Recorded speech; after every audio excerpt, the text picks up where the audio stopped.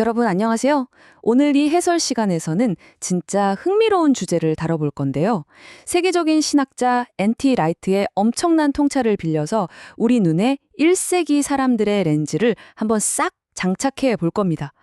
생각해 보세요. 고대인들의 시각으로 성경을 다시 읽는 순간 그동안 우리를 그토록 머리 아프게 했던 복잡한 성경 텍스트들이 얼마나 명쾌하고 새롭게 다가올까요? 오늘 그 진짜 경이로운 관점의 전환을 저와 함께 직접 경험해 보시죠. 우리는 종말론을 플라토나했고 구원론을 이교도화했다. 영국의 신학자 N.T. 라이트가 남긴 이 날카로운 한마디가 오늘 우리가 푹 빠져볼 이야기의 전곡을 찌릅니다. 이게 대체 무슨 뜻일까요? 사실 우리 현대 독자들은 진짜 자주 그것도 모르는 사이에 중세시대의 세계관이나 19세기의 어떤 틀을 이 아주 오래된 고대 텍스트에 억지로 끼워 맞추고 있거든요. 영혼이 육체를 훌쩍 탈출해서 이데아의 세계로 간다는 식의 플라톤 철학이나 화가 난 신을 달래려고 피를 바쳐야 한다는 그런 이교도적인 개념들 말이죠. 완전히 잘못된 렌즈를 끼고 엉뚱한 질문을 던지고 있으니까 당연히 엉뚱한 답만 계속 나오게 되는 겁니다. 자, 오늘 우리가 살펴볼 전체적인 로드맵입니다. 성경 미스테리 재구성, 잃어버린 지파들의 운명, 잘못된 속죄 내러티브, 하나님의 귀환과 대속, 외경 읽기, 그리고 1세기의 렌즈까지. 겉보기엔 전혀 달라 보이는 이 세 가지 신학적 사례들을 쭉 짚어보면서 어떻게 하면 성경을 원래 독자들처럼 완벽하게 읽어낼 수 있을지 바로 파헤쳐 보겠습니다. 첫 번째 섹션, 성경 미스터리의 재구성입니다. 성경의 수많은 미스터리들을 제대로 풀려면 제일 먼저 수백 년 동안 우리 머릿속에 겹겹이 쌓인 서구적 관점의 때부터 쫙 벗겨내야 합니다. 자, 첫 번째 미스터리로 가볼까요? 역사적으로 진짜 치열하게 논쟁이 됐던 주제죠. 이스라엘의 북왕국 지파들이 유배된 후에 대체 어떻게 됐냐는 겁니다. 그냥 공기 중으로 증발해 버렸을까요? 아니면 어디 깊숙한 곳에 숨어 살고 있을까요? 그들에게 도대체 무슨 일이 있었는지 그 미스터리 속으로 들어가 보죠. 두 번째 섹션, 잃어버린 지파들의 운명입니다.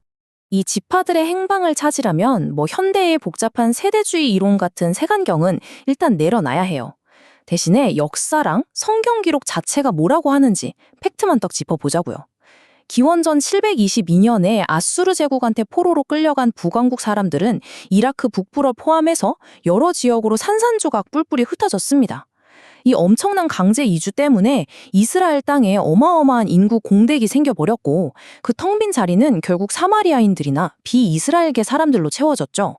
그야말로 민족의 뿌리가 통째로 뽑혀버린 엄청난 비극이자 역사의 완전한 단절이었던 겁니다. 여기서 이사야서나 로마서에 나오는 예언적인 타임라인을 쫙 펼쳐보면 진짜 흥미롭고 일관된 패턴이 딱 보입니다. 첫째, 이스라엘의 우상 숭배가 결국 끔찍한 유배와 파괴를 불러오죠. 둘째, 이스라엘이라는 그 크고 무성했던 나무가 아주 무참하게 밑동까지 싹 베어져서 앙상한 그루터기만 남습니다. 하지만 여기서 제일 중요한 세 번째 단계, 그 다 죽은 것 같은 그루터기에서 이른바 거룩한 씨앗, 즉 남은 자들이 오로지 하나님의 은혜만으로 살아남게 된다는 겁니다. 그러니까 하나님은 무슨 혈통을 따져서 민족 전체가 영토로 무조건 돌아온다는 식의 기계적인 귀환을 약속하신 게 아니었어요. 이게 오늘날 우리한테 왜 그렇게 중요할까요? 사실 우리 뉴스에서 중동 지역 폭격이나 지정학적 갈등 같은 거 볼 때마다 무의식적으로 에스겔서 37장, 38장 예언이랑 막 연결짓고 싶어지잖아요. 하지만 여러분, 신약 성경 전체가 한 목소리로 우리한테 외치고 있는 건요. 에스겔이 환상에서 본 새 성전이나 하나님의 영광 같은 예언들은 오늘날 어떤 특정한 지역에서 벌어지는 뉴스거리가 아니라 바로 예수 그리스도, 그분 자체를 통해서 이미 궁극적으로 성취되었다는 사실입니다. 우리는 이 점을 확실하게 짚고 넘어가야 해요. 자, 역사 미스터리를 하나 풀었으니까 이번에는 기독교 역사상 가장 치열하고 논쟁이 많았던 신학적 질문 하나를 던져볼게요. 우리는 보통 성경이 이렇게 가르친다고 철석같이 믿어왔습니다. 하나님이 우리 죄 때문에 엄청나게 화가 나셨고 그 분노를 풀려고 우리 대신 죄 없는 예수님한테 그 끔찍한 형벌을 내리셨다고요. 과연 그럴까요? 성경이 진짜로 그런 기계적이고 차가운 의미의 형벌 대속을 가르치고 있는 걸까요? 세 번째 섹션, 잘못된 속죄 내러티브입니다. N.T. 라이트는 성경 안에 대속이라는 교리가 분명히 존재한다고 강조합니다. 그런데 문제는 우리가 그걸 완전히 잘못된 이야기 틀 안에 쑤셔 넣는 바람에 그 진짜 아름다운 의미를 다 망쳐버렸다는 거죠. 중세 시대의 안셀무스 같은 신학자들부터 시작된 관점을 한번 보세요. 이 관점은 우리 영혼이 천국으로 가려면 잔뜩 화가 난 신을 달랠 무고한 희생양의 피가 필요하다는 식입니다. 엄청 이교도적인 내러티브죠. 하지만 성경의 진짜 관점은 이와 180도 다릅니다. 성경은 처음부터 끝까지 하나님이 우리 인간 곁에 너무너무 살고 싶어 하시는 열망에 관한 이야기거든요. 죽음이 가져온 그 끔찍한 불결함을 생명으로 싹 씻어내고 하나님과 우리가 함께할 수 있는 공간을 만드시는 거예요.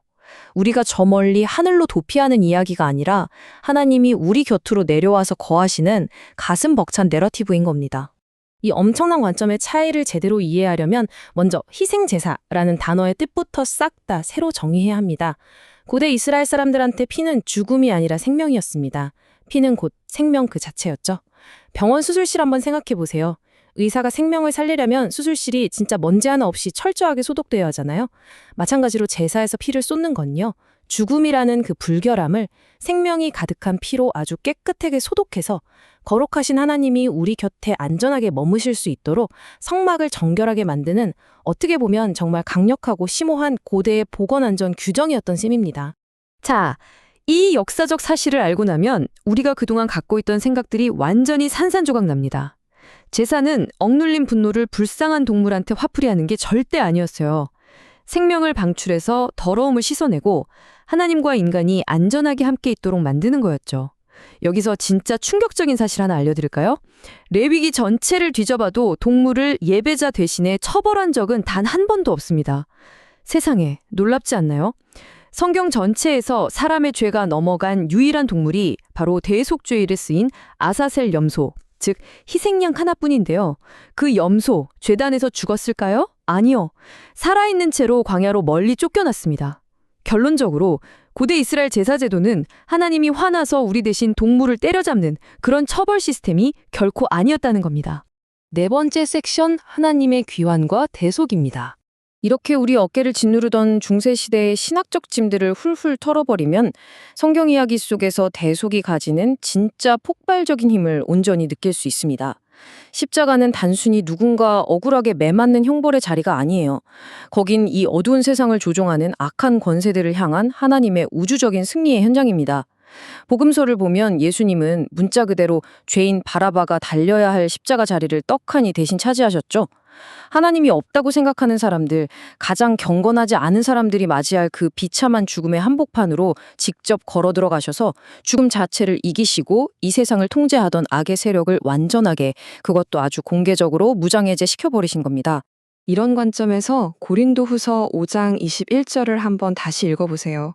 바울이 하나님이 죄를 알지도 못하신 이를 우리를 대신하여 죄로 삼으셨다고 할 때 그건 어디 조용한 방 안에서 책상에 앉아 쓴 차가운 교리 공식이 아닙니다. 오히려 정반대죠. 바울은 지금 온갖 고난받고 상처투성이인 자신의 그 험난한 사도적 사역을 맹렬하게 변호하고 있는 거예요. 자기가 겪는 그 처절한 사역이야말로 십자가를 통해 세상을 향해 다시 돌아오시는 하나님의 그 기막힌 화해의 소식을 전하고 우주적인 언약을 쭉쭉 뻗어나가게 하는 바로 그 통로라고 가슴 벅차게 외치고 있는 겁니다. 자, 숨가쁘게 달려왔는데요. 이제 우리의 지적 여정, 그 세 번째이자 마지막 사례로 넘어가 보겠습니다. 이번엔 신학 교리를 넘어서 성경이라는 이 책 자체의 역사로 들어가 볼 건데요. 여러분도 한 번쯤 이런 생각 해보지 않으셨나요? 우리 기독교인들은 성경 66권 말고 외경이나 그리스어 70인역 성경 같은 거 읽어도 되는 걸까요? 만약 읽는다면 대체 어떤 마음가짐으로 봐야 할까요? 다섯 번째 섹션, 외경 읽기입니다. 16세기 종교개혁 이후에 서구 기독교인들은 도대체 어떤 책이 진짜 영감받은 책이냐를 두고 엄청나게 신경을 곤두세웠어요. 그래서 정경과 외경 사이 아주 칼 같은 선을 그어버렸죠. 하지만 우리가 고대인들의 눈으로 이걸 보면 그 목적이 아주 명확하게 나뉩니다. 이 표를 한번 보세요. 히브리어나 아람어로 된 정경은 교회의 핵심적인 교리나 신앙의 뼈대를 세우는 절대적인 기준이 맞습니다.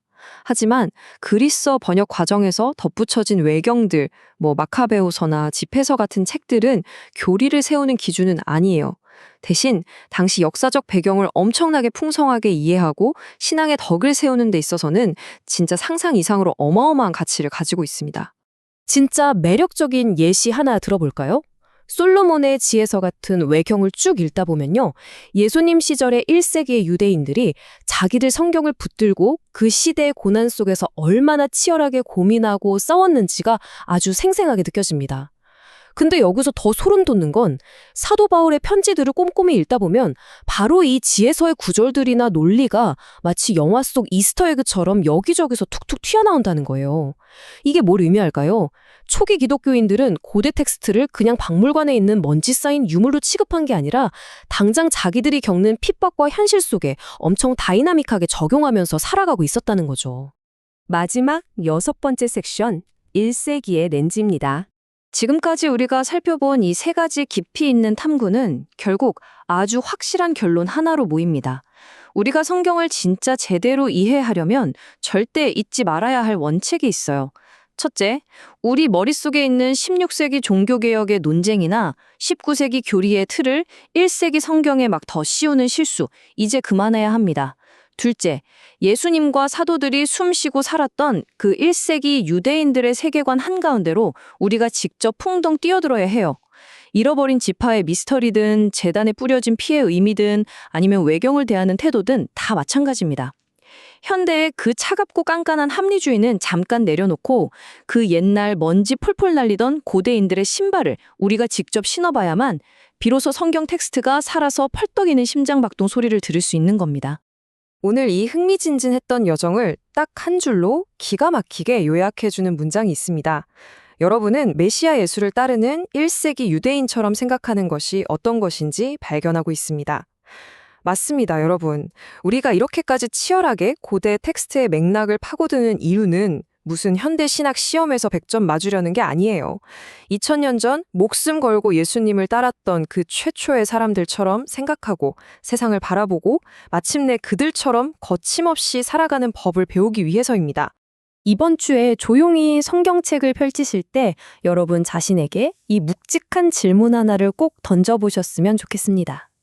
나는 지금 1세기 사람들이 목숨 걸고 전했던 그 생생하고 놀라운 이야기의 원본을 읽고 있는가? 아니면 그냥 내 시대의 입맛에 맞게 편의대로 적당히 편집된 버전을 읽고 있는가? 이 질문이 여러분의 성경 읽기를 완전히 새로운 차원으로 확 끌어올려주기를 기대하면서 오늘 해설은 여기서 마무리하겠습니다.